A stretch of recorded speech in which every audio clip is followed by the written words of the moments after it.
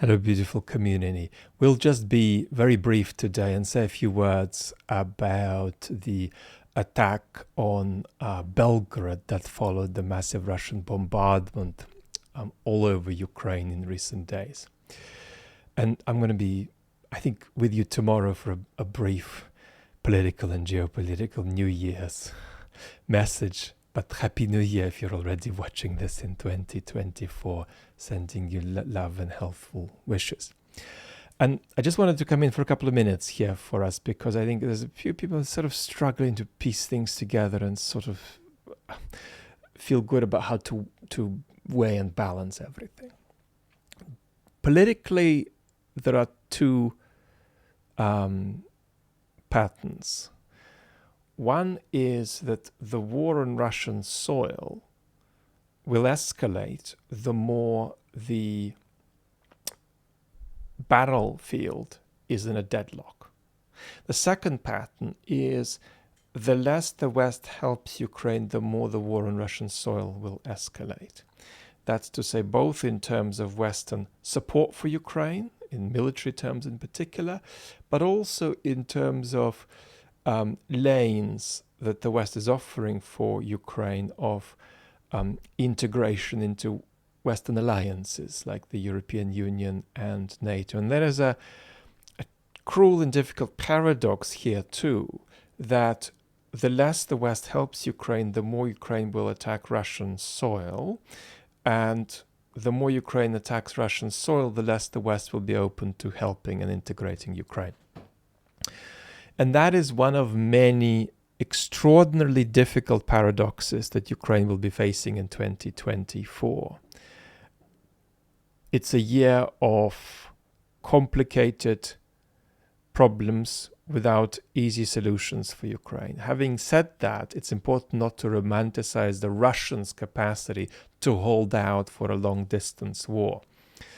In my talk yesterday about how Putin has had a good year, he has had a relatively good year compared with a scenario of a war going so badly and unforeseen eventualities occurring so rapidly that it seemed that his hold on power may be in question. Relative to that, he's had a very good year.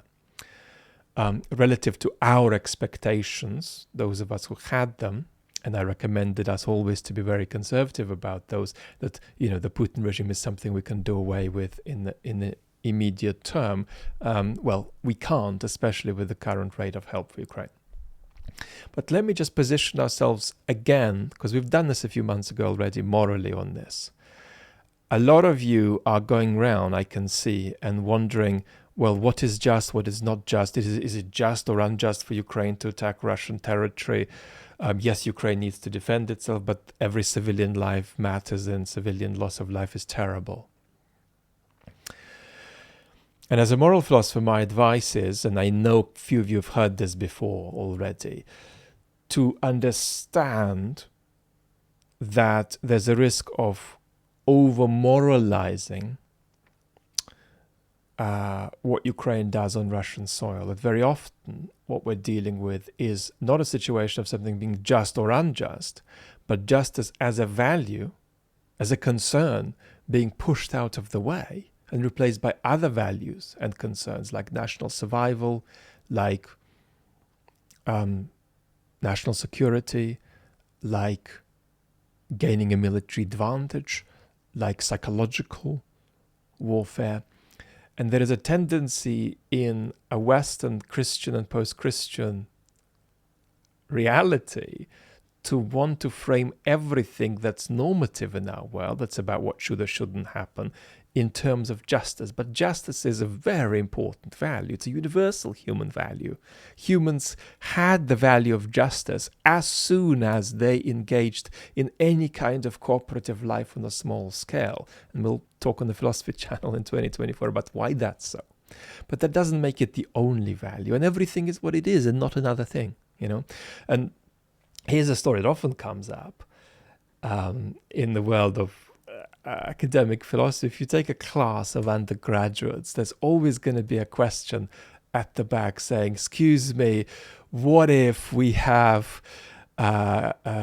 our authorities capture a terrorist who has got information that could save hundreds of lives, but that we can only extract that information by engaging in various kinds of very ethically questionable practices like torture.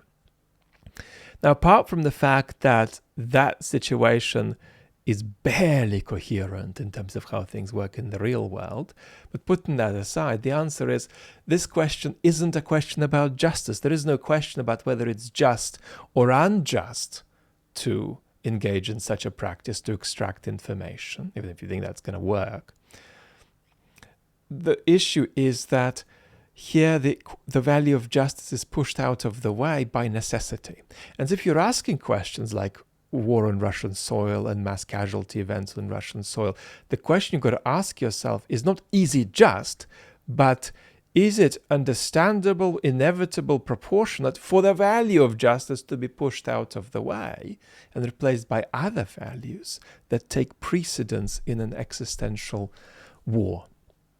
I'm sorry if that's just obvious, but I do feel a few of us are helped by that kind of moral clarification. It's always a bad idea to try to drive your whole wagon through a single ethical value. I mean, there is a tradition actually in the West, the utilitarian tradition, which may want to say that you can drive everything through a single value. But if they really think that, members of that tradition, then they will end up in a place where the value of justice isn't that value through which you drive everything. It's going to have to be something like a maximizational value like utility that I'd probably say isn't a coherent value at all. But whatever's true about that, it ain't going to be the value of justice. Do not put all the carts and horses through it. It's a question of the displacement of justice by necessity rather than a just versus unjust debate. Almost Happy New Year, and I can't wait to be with you for a more direct New Year's message very soon. Lots of love.